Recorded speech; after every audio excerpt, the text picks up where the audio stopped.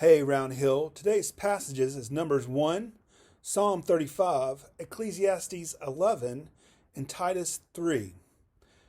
Let's talk about how reading the Bible can save you some stress. You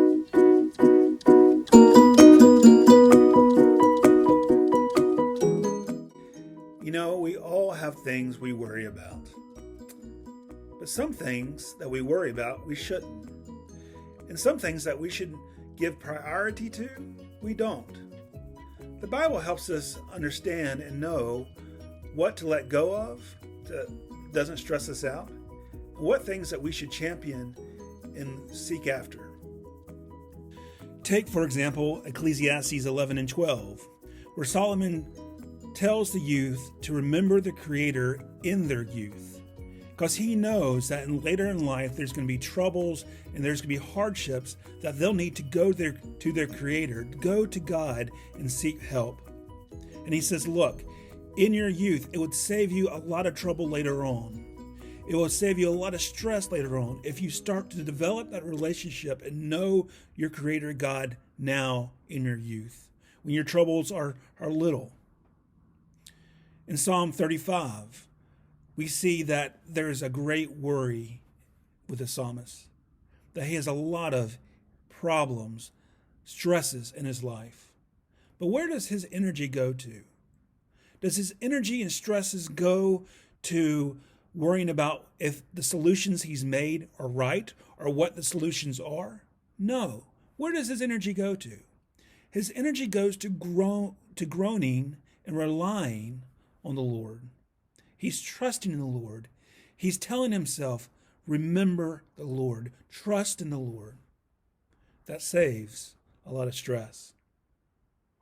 Lastly, let's look at Titus 3, where Paul writes, remind the people to be subject to rulers and authorities, to be obedient, to be ready to do whatever is good, to slander no one, to be peaceable and considerate, and to show true humility toward all men.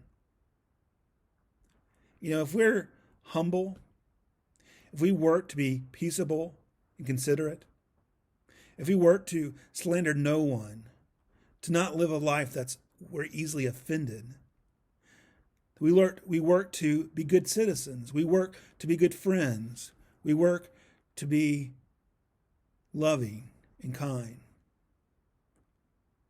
that will minimize our stress, won't it? If we're worried more about what the Lord has to think of us, if we care more about who Christ is than who we can be, it changes everything. And we develop that understanding and that thinking from reading the Word of God and from knowing it and understanding it. So the Bible teaches us not to worry, but where to take that worry. And really what to worry about. Tomorrow's passages is Numbers 2, Psalm 36, Ecclesiastes 12, and Philemon 1. We're into Philemon. It only takes one day to read through Philemon. As I told you last week, I'm not going to put out YouTube videos on Saturday or Sunday. We will still do the Facebook Live. So see us tomorrow at 12:30 on Saturday and on Sunday at 5 o'clock. Now on Sunday, we're going to make it a question time for you to ask your questions. If you've been reading through the Bible and if I haven't addressed something that you have questions about, that's a time for you to leave a comment to say, hey, Josh, what do you think about this? I'd be glad to answer as best I can. If I don't know the answer, I'd be glad to tell you I don't know the answer, but I'll go look for the answer. So plan to meet us tomorrow at 12:30 on Facebook Live and Sunday at 5. Bring your questions on Sunday and let's talk about them.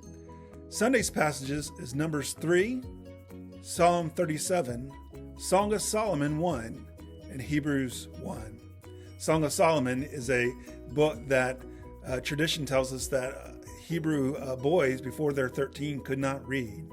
It is romantic language. So be excited about reading that. Maybe this is your first time of starting Song of Solomon's, or maybe your book says a Song of Songs. But until then, keep reading, keep understanding, and have a great weekend.